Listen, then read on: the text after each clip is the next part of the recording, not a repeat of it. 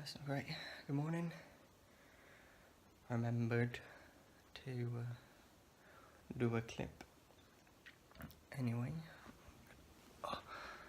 sitting down to our rest. I'm gonna get up, get a bit more light.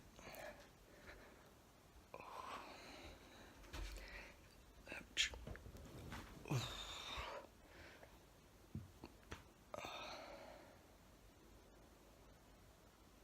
I vaguely remember dreams last night. I woke up literally sweating, thinking the dreamer was trying to get away. When I first woke up, I could remember sort of like a bit of the dream, which seemed to sort of like a tangent of the original dream. But even now, now I can't remember the sort of tangent of the original dream.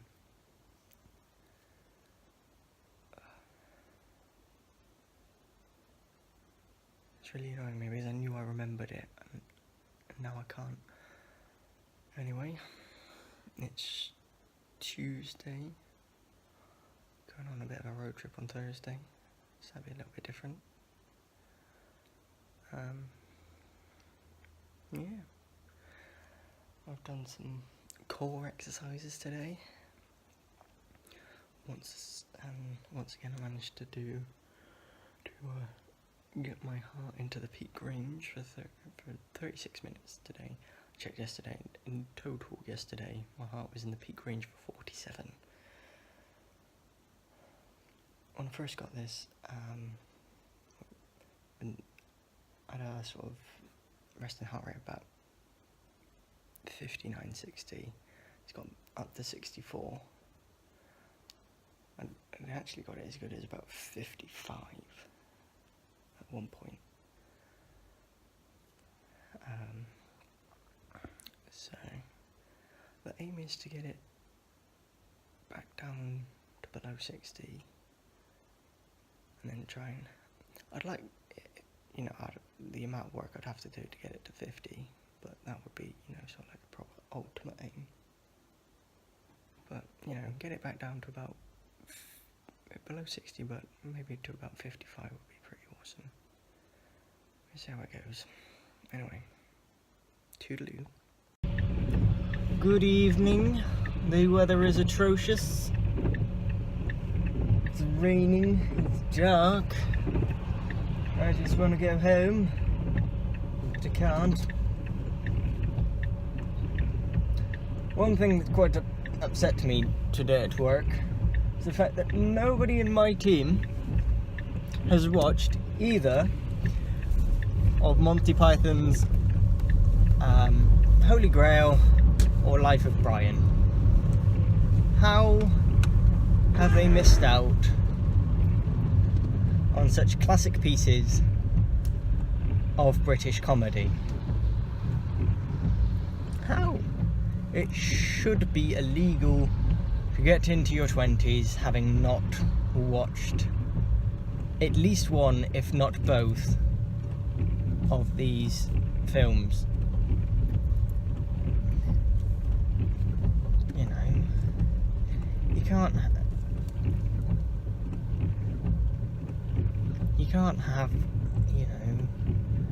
You can't sit there going, he's not the Messiah, he's a very naughty boy, and people not understanding what you're going on about.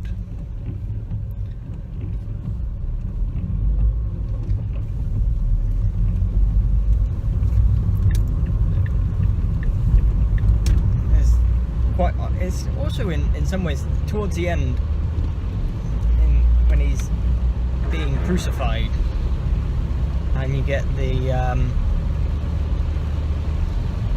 suicide attackers.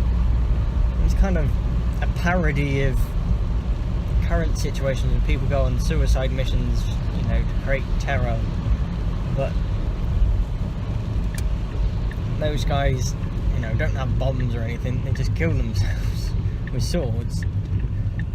And their dying words is, that showed them. It's, kind of an apt parody for this current world situation.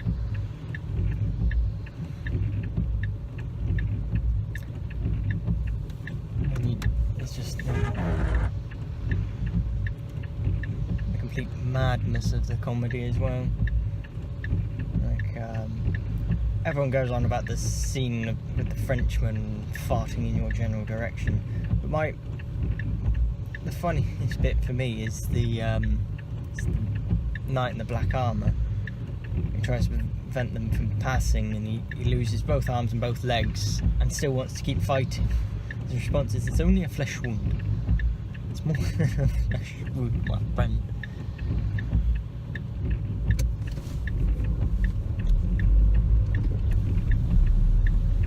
You can't fight, you can't hold a sword, you can't stand up. You're just a torso and a head.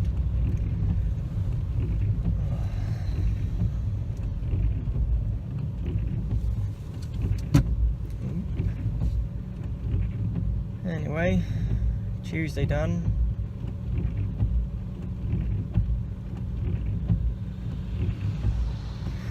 Knackered already. I'm so tired. Just drained.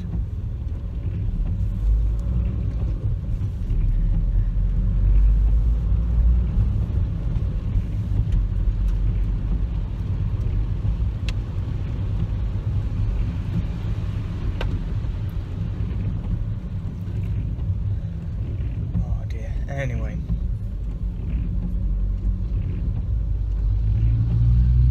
what bike?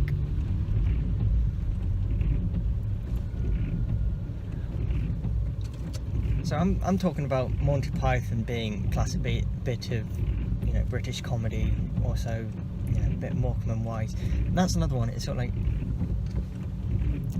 none of them understood. I can't remember what brought it up months ago now. I said, you know, playing all the right notes, just not necessarily in the right order.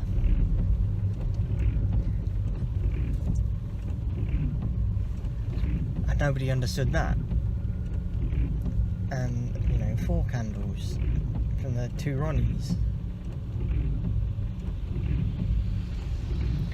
A great sketch linking to Monty Python is when they do the classes.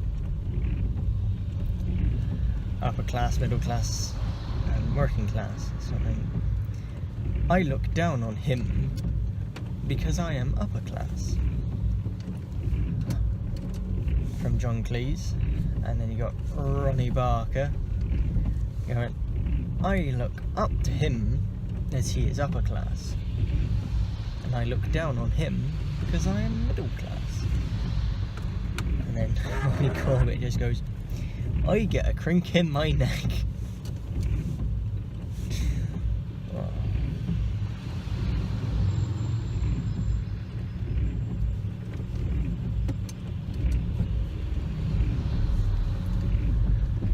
So here's a question. What pieces of classic, what you think are quite classic bits of comedy that you're surprised at other people not knowing or, you know, not being aware of?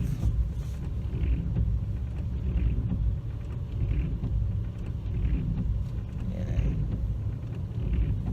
I know sort of like Monty Python, Two Ronnies, you know, getting on a bit, quite literally before my time, before I was born.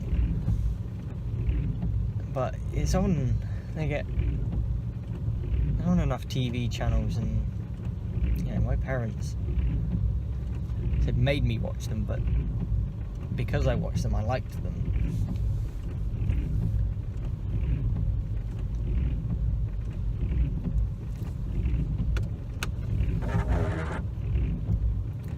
Thing is, I don't think you could remake those movies. One, because of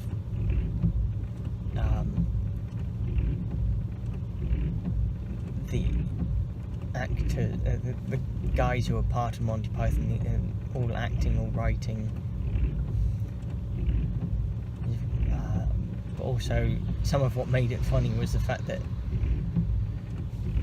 they were, you know, they didn't have a great deal of special effects or anything. that's where quite a lot of the jokes came from. So I don't think if you remade it now, audience would expect the high levels of special effects and the money thrown at it, and have everything they needed. So I don't think it would.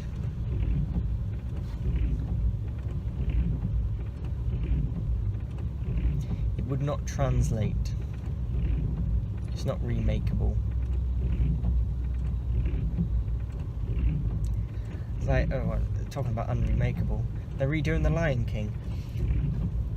They said it's going to be live action, but then you hear that it's just going to be people like Beyonce's voice. So like, how's that live act? What, they going to have lions just sort of running around? I'm not sure they're going to be able to do how well they're going to be able to do that. But then I heard there's going to be CGI. If it's CGI, it's not live action. It's CGI, so interesting to see what that's like when it comes out. I think the cartoon, in terms of the quality of the picture and the artwork, still holds now. You know, going back to Monty Python, the video quality is not great. The fact that they basically have what looks like animation, basically people have done some drawings and then moved it around in sort of like stop motion, you know, like the old Wallace and Gromit films. They take years to make. Aardman make Wallace and Gromit. That's what I was looking for. So yeah, anyway, I think I'm going to call it a night now. Only just getting to the little roundabout. It's only taking me 10 minutes.